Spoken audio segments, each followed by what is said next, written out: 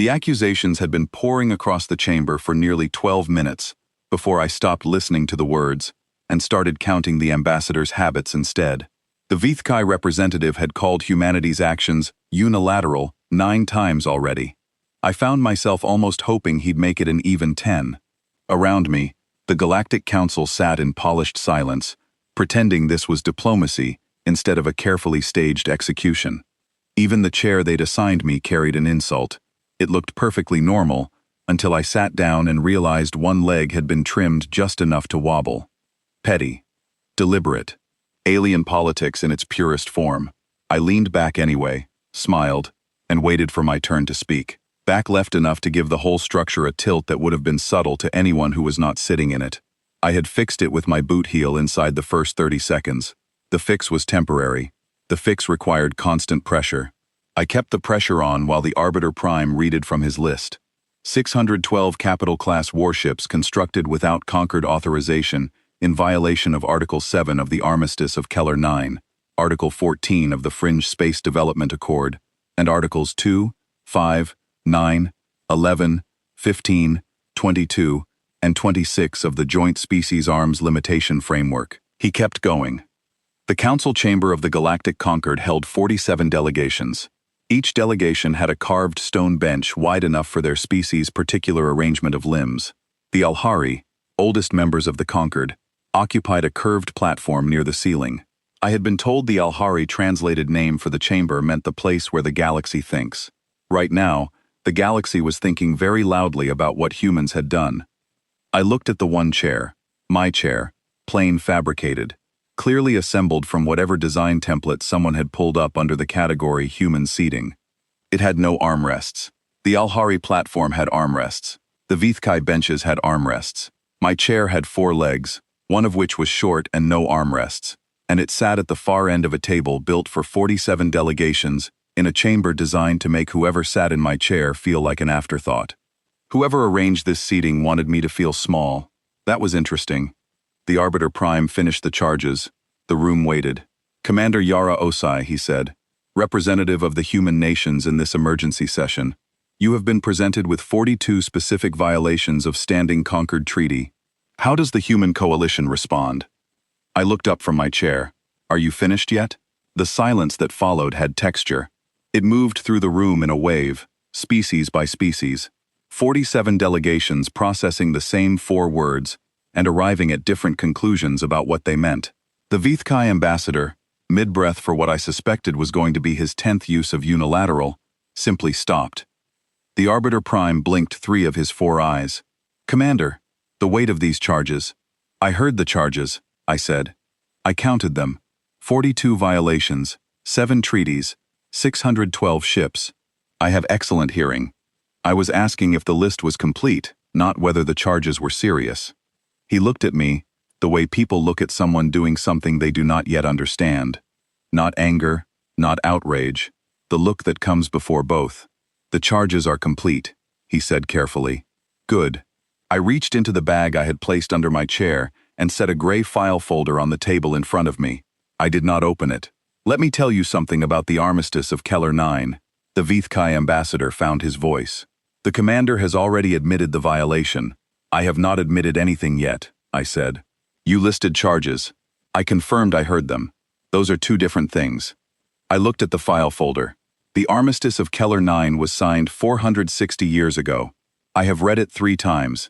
The language in Article 7 is very specific about the construction of unauthorized warships in Concord adjacent space. You want to know what the drafters defined as Concord adjacent space? I looked up at the chamber. 47 delegations. 9 of them had species representatives who had actually been alive when the armistice was signed. Everything inward from the outer veil. The armistice covers everything inward from the outer veil. Our yards are beyond the outer veil. I let that sit for 2 seconds. By the treaty's own geographic definitions, the Armistice of Keller 9 does not technically apply to the construction location. The Arbiter Prime straightened. "The spirit of the treaty is an interesting conversation," I said, "and we will have it. But it is different from the letter of the treaty, and I want everyone in this room to know I understand the difference before we proceed." What I did not say, I had found the veil loophole in year 3 of construction. My legal team had spent 2 years checking it from every angle. It was real. It was thin. It was not a true defense. But it was enough to buy time in a room like this. And time was what I needed. The room had shifted. Not in my favor, not yet. But the simple, furious certainty with which 47 species had entered this chamber had acquired a small crack. The Alhari Elder, high on its curved platform, had not moved. 9 eyes. It had been watching me since I sat down. Every time I looked up, it was watching, not with hostility, with something that felt uncomfortably like recognition. I pushed the file folder to the center of the table. Actually, I said, let me start somewhere else. I picked the folder back up. The Arbiter Prime's jaw tightened. Commander, I will get to this, I said. I promise you. But context matters. So, let me start at the beginning.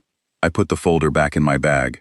17 years ago, a deeper range probe at the edge of the outer veil registered an anomaly. I want to tell you what that anomaly was, and what happened when we reported it, and how we arrived in this chamber today with 612 ships and 42 treaty violations. I pulled a thermos from the same bag and poured coffee. The Vithkai ambassador made a sound. I will be quick, I said. I was not quick. The first report went out 17 years ago. Probe designation, HR7, Outer Veil Approach Sector Grid 9. The data package was 700 pages of sensor readings, mass shadow analysis, and spectrographic imaging. My predecessor, a deep-range survey chief named Owen Drake, had attached a personal note to the report.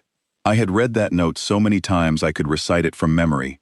It said, "This warrants investigation." 3 words after 700 pages.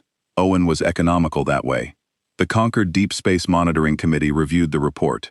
14 months later, while the anomaly sat in the outer veil doing whatever it was doing, they issued a response. I did not need to look it up. Insufficient evidence to warrant further investigation at this time. Recommend continued monitoring. I sat down my coffee. Continued monitoring, I said to the chamber. We were already monitoring. That was how we found it. They told us to keep doing the thing we were already doing. The Orbiter Prime said, Deep Space Monitoring receives thousands of reports. 700 pages.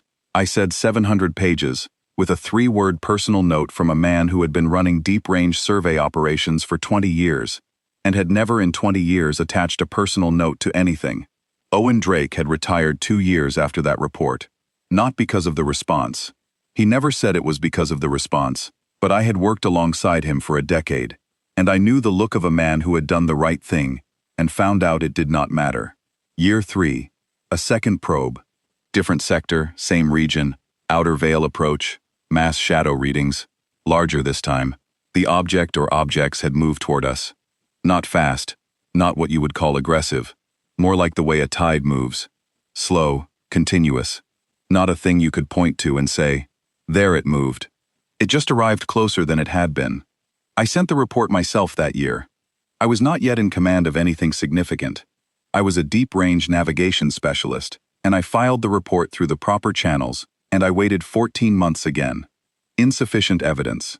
Year 5, I started keeping a personal file, copies of every anomaly report, every response, every date stamp. Not because I thought I would need them someday. I needed to put the weight of it somewhere outside my own head. Year 6. A Vaitkai merchant vessel called the Svana went dark near the outer edge of Sector 12. It was registered, insured, crewed by a family operation. 3 generations, the record said, grandmother to grandchildren. One of those ships that had been running the same route for so long that the crew stopped thinking of it as work and started thinking of it as home. The Conquered investigation took 2 months. The finding was engine failure. I looked at the Vithkai ambassador. He was very still.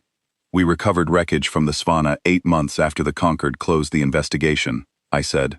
My team was completing a survey pass in the same sector. The wreckage was distributed across a debris field approximately 200 kilometers wide. I paused. The engine was intact. It was cold, meaning it had been powered down, not failed. Powered down deliberately, possibly to reduce its signal.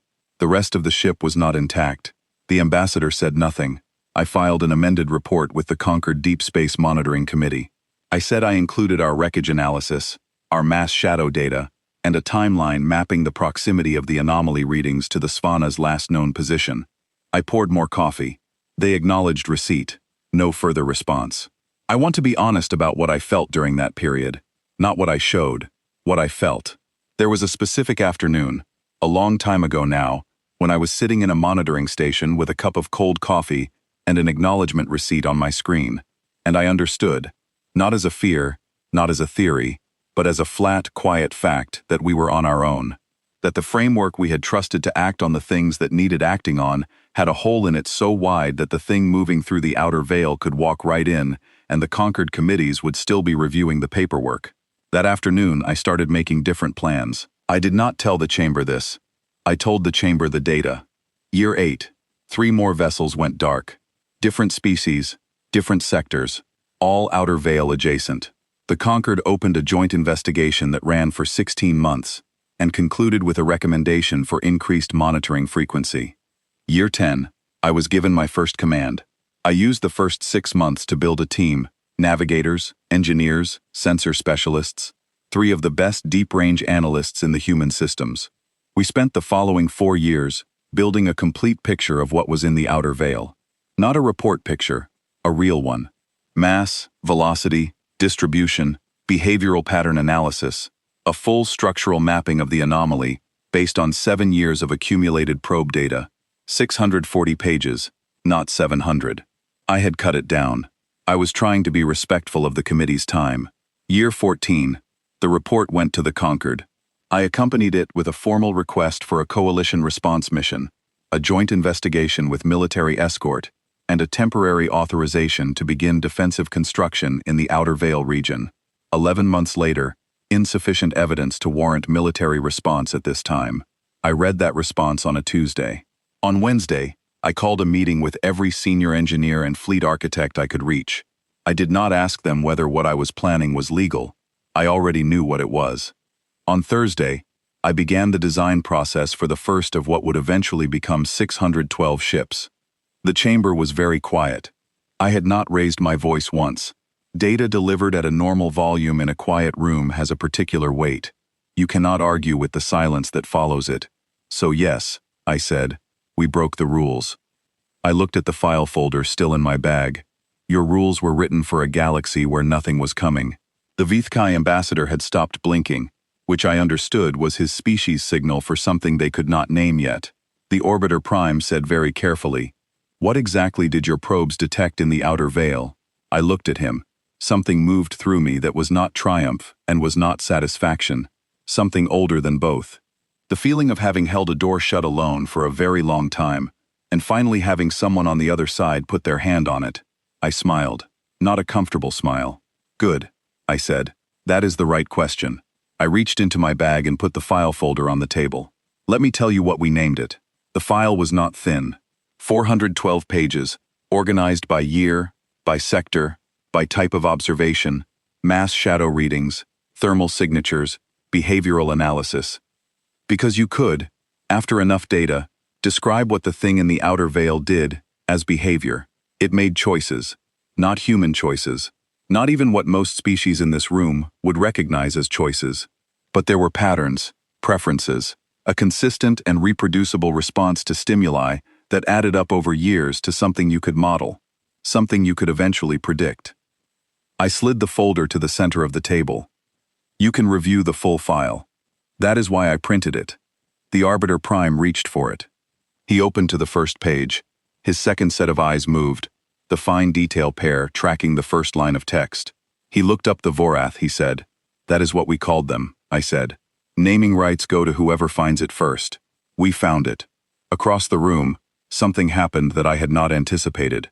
The Alhari elder, Nina Ancient, the one who had not spoken once in over 2 hours of session, made a sound, not a word, a sound low and resonant, the kind that bypasses the translator entirely and speaks directly to some older part of the brain that simply knows it means something important.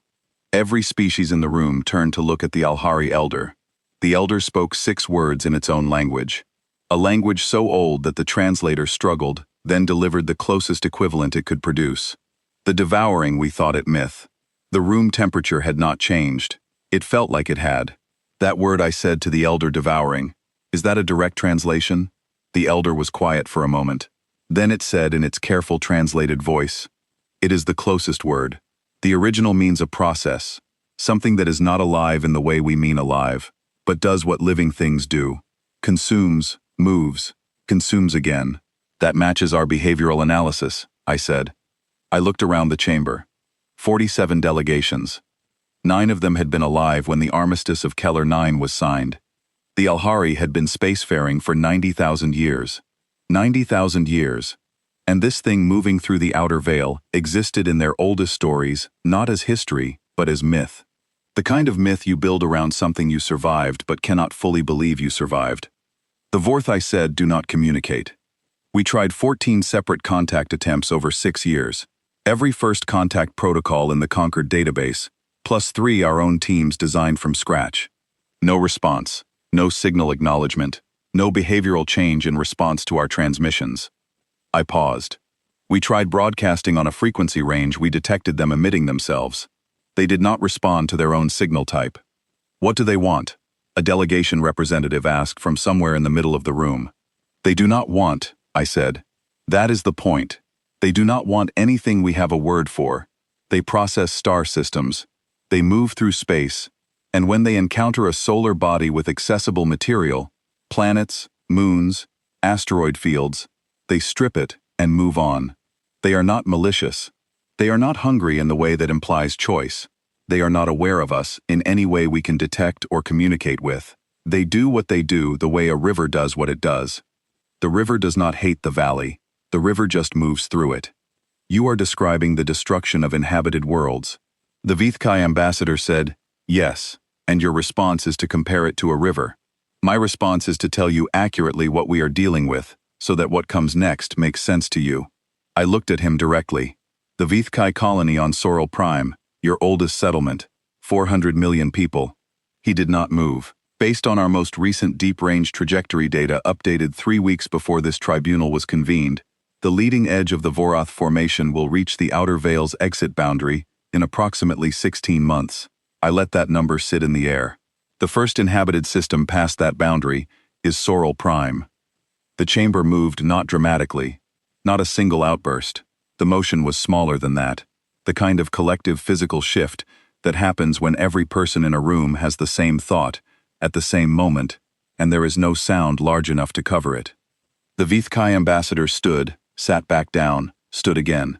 You knew this, he said. You knew the trajectory, and you did not. I sent reports, I said. 14 formal requests for a coalition defensive response over 11 years. I have the acknowledgement receipts, every single one.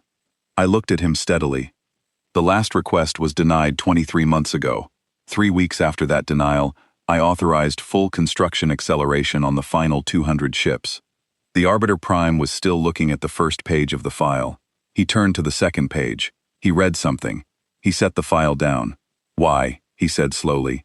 Did you not bring this information directly to the full council? Bypass the monitoring committee? This level of threat warrants emergency session. Emergency session requires a sponsoring member nation. I said humans are not a member nation. We are an associated species under a provisional development treaty.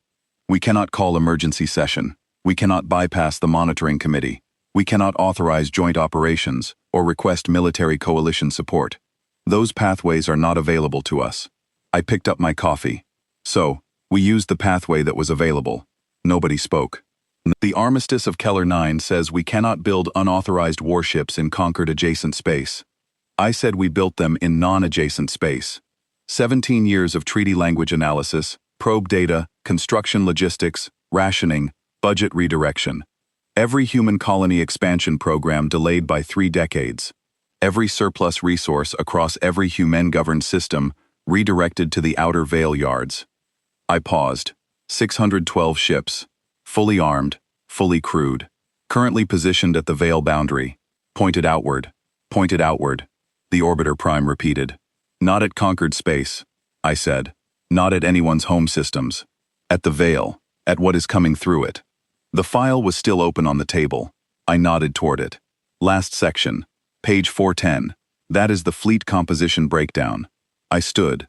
I built it to hold the line at the veil, while conquered forces mobilized for secondary engagement support. The timeline is tight. 16 months sounds like time. It is not a lot of time. I looked at the room. Your rules were written for a galaxy where nothing was coming.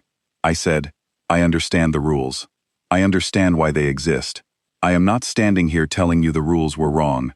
I am standing here telling you that we noticed something your rules had not accounted for, and we spent 17 years asking you to help us account for it. And when the asking stopped working, I smiled. That smile, the old one, the one I had earned. That is why we built the fleet. The Alhari elder closed all 9 eyes. When it opened them again, it said, "Show us the fleet." I put my hand on the file folder. The room was ready to open it now. The outer veil looked like nothing from the outside. That was always the first thing. You crossed the last charted boundary. You pointed your ship into the deep between systems, and there was nothing dramatic about it. No color change, no visible line, just the familiar darkness of space. And then, if you had the right sensors, which most ships did not, the readings that told you the darkness here was different. Denser, in some way that was not a physical measurement, but was absolutely a correct description.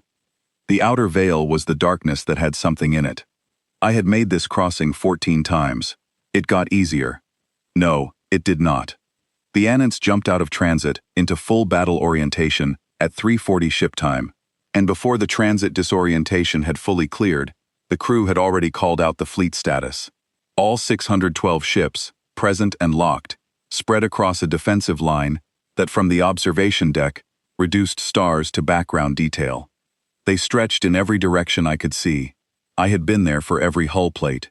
I had approved every engine specification, every weapon system, every communications protocol. I had visited every construction yard. I had spoken to the workers, engineers, welders, programmers, people who gave up their own futures to build something they hoped they would never have to use. I knew what the fleet had cost. Seeing it assembled for the first time as a complete single force produced something in me that I will not describe because it was mine. Admiral said Owen from the command station. Owen Drake's son, as it happened. Same first name by his own choice when he joined the service. He had his father's economy with words. Fleet is green across all sectors. Positioning holds. Sensorette is live. The Concord liaison is aboard. Arrived 20 minutes ago. Observation Deck 2. The Concord had assigned a liaison to the Anants 6 days after the tribunal session concluded. Not a political officer, a military one. Kale, a young Vithkai officer, first generation born on Sorrel Prime. He was 23 years old and had accepted the assignment in approximately 40 seconds when it was offered, which I respected. He was standing at the observation window on Deck 2 when I arrived. He was not looking at the fleet. He was looking at the space beyond the fleet, the deeper dark, the direction the Vorath were coming from. He said without turning, "I grew up looking at stars and thinking they were permanent. They are permanent," I said.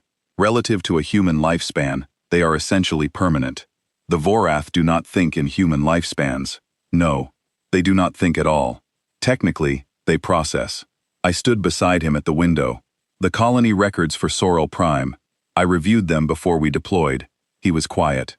420 million people, I said. Agricultural base, 3 universities, a coastal city that your species' travel records describe as the best place in charted space to watch a sunrise, which I found surprising because your species has 842 member worlds. And apparently, this particular sunrise on this particular coast is the one worth traveling for. He looked at me. "You read our travel records." I read everything. I said, "That is the job." He turned back to the window. "How many of those 420 million people know you are here?" "All of them. The Concord public announcement went out 5 days ago. Emergency defense action. Full disclosure. I had pushed hard for that. No more closed committees. No more 14-month response cycles. Full disclosure, or we hold the fleet back. And I had been willing to mean it. They know. How do they feel about the fact that the people who have been preparing for this for 17 years are human? I thought about the messages I had received in the 72 hours after the announcement. Not the official ones. The personal ones. From individuals from colony residents. From parents who had looked up Sorrel Prime's odds, and then looked at their children. There were many of them. They said different things in different languages, but they all had the same weight underneath. Some of them, I said, sent us coordinates for that sunrise. Kale did not speak. His species did not cry. Their equivalent was a full-body stillness, a slowing of all peripheral motion, like a person standing very still in a strong wind. He stood very still. "What built the fleet?" he asked after a moment. "Not what it was made of." "Why?" I thought about Owen Drake Sr. filing his 3-word note after 20 years of clean work and watching nothing come of it. I thought about the Svanna family. 3 generations running the same route, and the ship powered down deliberately, and the response time was 2 months, and the finding was engine failure. I thought about the afternoon with the cold coffee and the acknowledgement receipt. That flat, quiet fact. That shift in plans. "Humans," I said, "are not good at accepting that something bad is happening, and no one is going to stop it. We have a word for it. The word is unacceptable. We use it too much, honestly. But sometimes the thing actually is unacceptable, and then the word does real work." I paused. 420 million people being destroyed by something that does not know their names, because a committee found insufficient evidence to investigate for 17 straight years. That was unacceptable. He nodded slowly. "So you built the answer." "We built an answer," I said. "There is more than one. The fleet is the first." At 6:12, the sensor net lit up. Not a ping, not a single reading.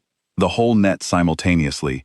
Every probe and relay and deep-range array we had positioned across the veil boundary, all responding at once to the same thing entering their range. I was at the command bridge in 4 minutes. The screen showing the Vorath formation required a moment of recalibration. Not the kind that comes from a technical problem. The kind that comes from a brain finishing the process of updating its estimate of the world. They did not look like ships. They did not look like anything with a structure that matched any design logic we could parse. They were masses, dense, dark, slow in terms of velocity, but vast in terms of presence. The sensor readings translated their physical profiles into false color imaging for human viewing. And what came out on screen was a collection of shapes that were approximately the way a nightmare is approximately a story. The outline was recognizable. What was inside it was not. "Formation count," Owen said. The sensor analyst, a young woman named Petra, who had been awake for 29 straight hours and showed no sign of stopping, said 41 confirmed mass signatures, possible additional contacts in the deeper range. Sensor shadow makes confirmation difficult. Estimate between 55 and 70 total. I had run the projections for 41.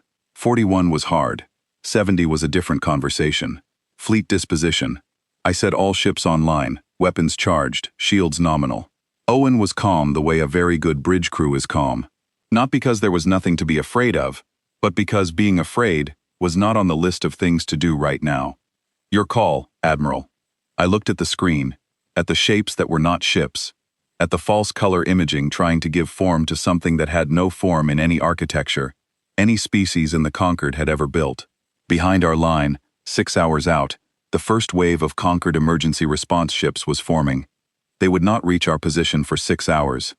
In 6 hours, the Vorath formation would cover half the distance to our line. The math was what the math was. "This is Admiral Osai to full fleet," I said into the open channel. "You have trained for this. You know your assignments. You know the plan." I looked at the screen. Whatever happens at this line, the colony on Sorrel Prime is 6 light towers behind us. Nothing passes this line. I paused. That is all. That is the whole job. Nothing passes this line. Kale was standing at the edge of the bridge. He had not been assigned there. No one told him to leave. "Are you scared?" he asked. "No," I said. I was absolutely scared. "Engines live. Weapons free. All sectors," I said. "Hold the line." The fleet moved. 41 hours. That was the engagement. 41 hours from first contact to the moment the Vorath formation began. Not retreating, which was the wrong word for what it did, but recalculating. The distinction mattered. A retreat is a decision made by something that knows it has been beaten. What the Vorath did was slower than that, and in some ways more unsettling. They did not stop. They did not turn. They continued moving forward, unchanged in velocity, unchanged in purpose, until some internal calculation shifted, some measure of resistance encountered versus resource expenditure required to continue, and then they altered course slightly, then more. The leading edge of the formation was no longer pointing at our line. It was pointing at open space, deep uninhabited space far past the Conquered fringe. They were not beaten. They had found a lower resistance route, but they were gone. 41 hours, 47 ships lost on our side.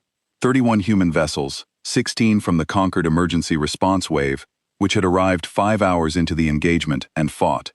To their significant credit, as hard as anyone I have ever seen fight the Vathkai contingent in that response, Wave had known exactly what Colony World was 6 hours behind our line. They had fought like it. I stood the crew down in shifts. The ship was quiet in the way that ships are quiet after something that required everything. Not peaceful, emptied out. The kind of quiet that comes when a building finishes shaking. Owen brought me a status report and then just stood there. Say it. I said we lost the Callaway and the North Star in the final push.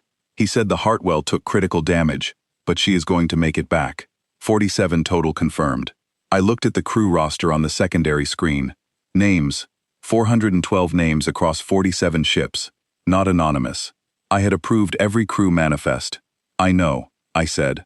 The Conquered Response Commander wants to speak with you. Give me 10 minutes. Owen left. I had my 10 minutes and I used them looking at the roster and at the screen that showed the Vorath formation's new trajectory. Heading deep, heading away, heading toward empty space that contained nothing any species had yet claimed. The math on their new route put their next encounter with inhabited space approximately 400 years away, assuming continued current velocity. 400 years. That was not a solved problem. That was a postponed one. I made a note in the fleet log to begin planning for the next phase, because 400 years moved faster than 17 when you were not paying attention. Then I went to speak with the Conquered Response Commander. His name was Drax Solon, a Vathkai senior officer who had been at the line with his own contingent for the back half of the engagement. He had fought hard and lost ships, and had the expression of someone who had just recalculated a very large number of previous assumptions all at once. 41 hours, he said. 41 hours, I agreed. Against a formation that size, he looked at the tactical replay on his screen, the positioning at the veil boundary, the anchor points, the relay net. This formation was designed years ago. 7. I said the core formation plan is 7 years old. We refined it 4 times. You planned for a formation that large. We planned for a formation we did not have complete data on, I said. So we built for the high end of our estimate and then added more. That is the job. He was quiet for a moment. My daughter is on Sorrel Prime, he said. I said nothing. She sent me a message when the public announcement went out, he continued. She asked me if the humans were really going to hold the line. What did you tell her? I told her I did not know. He looked at the tactical replay. I should have told her yes. I did not tell him about the cold coffee and the acknowledgement receipt. I did not tell him about Owen Drake Sr.'s 3-word note. Some things you earn the right to know slowly, not all at once. She will get that sunrise, I said. Tell her to send me the coordinates. He looked at me. Something moved across his face that functioned like a smile. 3 weeks after the engagement, the Galactic Conquered convened its first formal restructuring session in 300 years. I was given a chair with 4 functioning legs. This time, I did not mention the first chair. Some points make themselves. The session ran for 11 days. I attended 7 of them. The other 4 were handled by the human diplomatic team. Felix Hale, our lead treaty negotiator, had the specific gift of making aggressive positions sound reasonable, which was a talent I had always been willing to borrow. He was good at it. The final framework was largely his. The armistice of Keller 9 was formally dissolved on the 8th day. The Conquer's Deep Space Monitoring Committee was restructured into a joint early warning directorate with mandatory cross-species staffing and a maximum response timeline of 30 days. Not 14 months, 30 days. Humanity was granted full member nation status, voting rights, and a permanent seat on the Security Council. I had expected this. I had prepared for it. I had a speech written out by hand on actual paper that I had reviewed 3 times and then thrown away because, when the vote passed and the chamber acknowledged the shift, everything I had written felt like too much, too arranged, too formal for what the room actually needed. What I said instead was, "Thank you. We will pull our weight." That was recorded in the Conquered session transcripts as the full statement of the human delegation upon receiving full member status. Felix was not thrilled. On the 9th day, the Alhari elder asked to speak privately. The elder's personal chamber aboard the station was the oldest room I had ever been in. Not the oldest looking, the oldest by documented record. The Alhari had been using this station as a conquered base since the organization's founding, and the Elder had been present for that founding.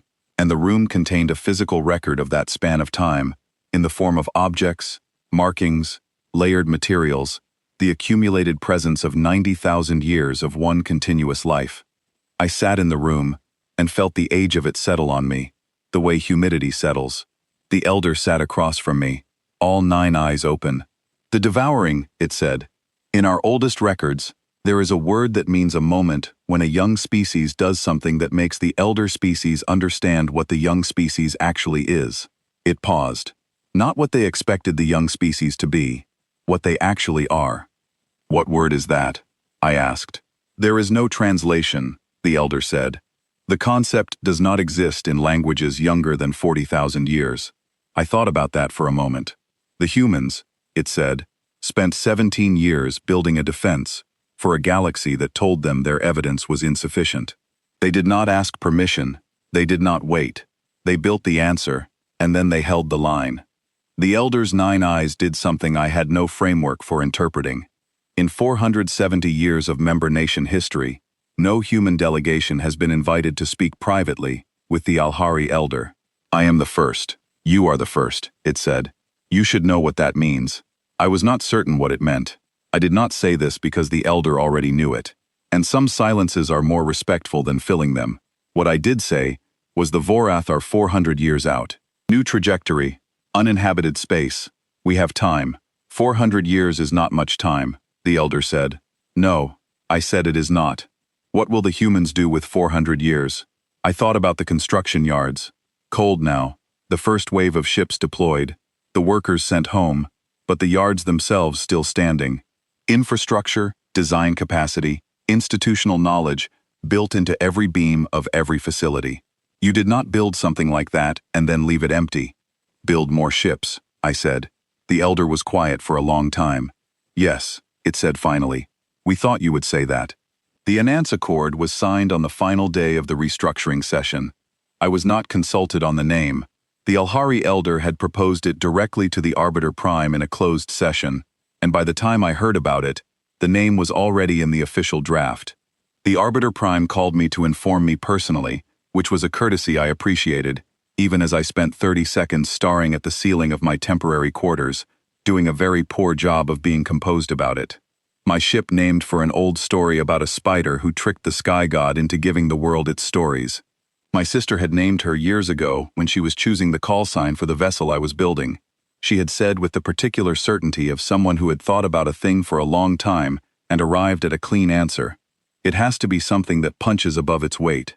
Adise had been 26 when her survey vessel went dark in Sector 12. The Concord report said engine failure.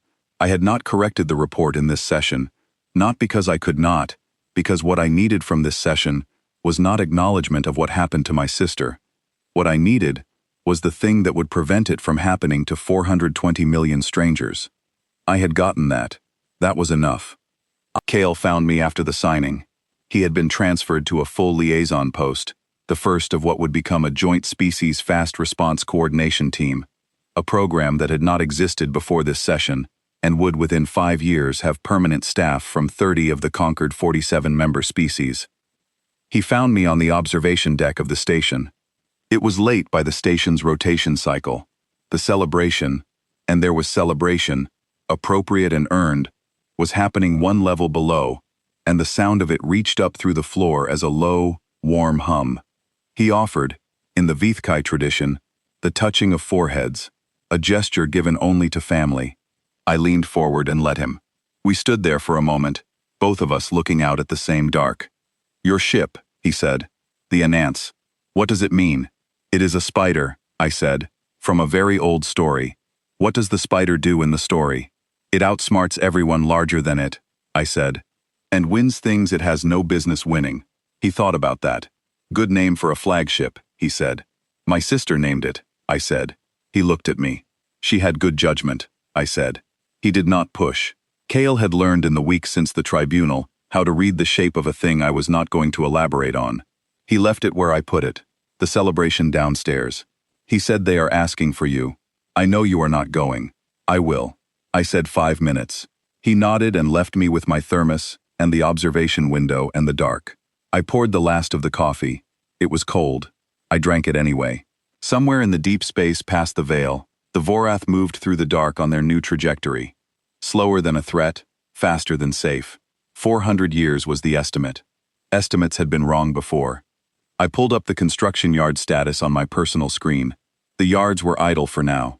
The first draft proposals for the second fleet phase were sitting in my inbox, filed 3 days ago by a junior engineer named Grace Holden, who had been one of the best designers in the Veal construction program and had apparently decided without being asked that the end of the first phase was a sensible time to begin the planning documents for the second. Grace had her father's instincts. Her father had worked in the yard for 11 years. She had grown up visiting him on shift. I opened the draft, read the first page. She had projected a build window of 8 years for the initial second phase vessels, contingent on the Concord opening the joint construction authorization, included in the Announce Accord framework. That authorization was not yet active. It would require another 18 months of implementation before construction could formally begin. 8 years plus 18 months. Call it 10 years for the first second phase ship. 400 years of runway minus 10. That was still a lot of ships. I started writing notes in the margin of Grace's document. Not approval. Questions. Challenges. The kind of friction that made a design document better before it became a plan. Better before it became a ship. I had learned this from Owen Drake, Sr. Check your work 3 times, then check it again. The galaxy does not reward the assumption that the first answer is the right one. I finished my notes, sent them back to Grace with a 3-word reply. Good. Keep going. I kept the thermos, put it in my bag. I went downstairs to where the galaxy was celebrating the first good thing that had happened, because humanity had refused for 17 years to accept the answer. No. There were a lot of species down there who were alive because of those 17 years. I shook a lot of hands. I accepted translated thanks in 47 languages. I drank something the Alhari contingent offered me that tasted like the first day of winter and left a warmth behind it that lasted hours. At some point, someone asked me what was next. I thought about Grace's document, the construction yard estimates, the 400 years that were not as long as they sounded. I thought about a survey report, 700 pages, 3-word note, filed by a good man, in the certainty it would matter, in the full knowledge that it might not, sent anyway.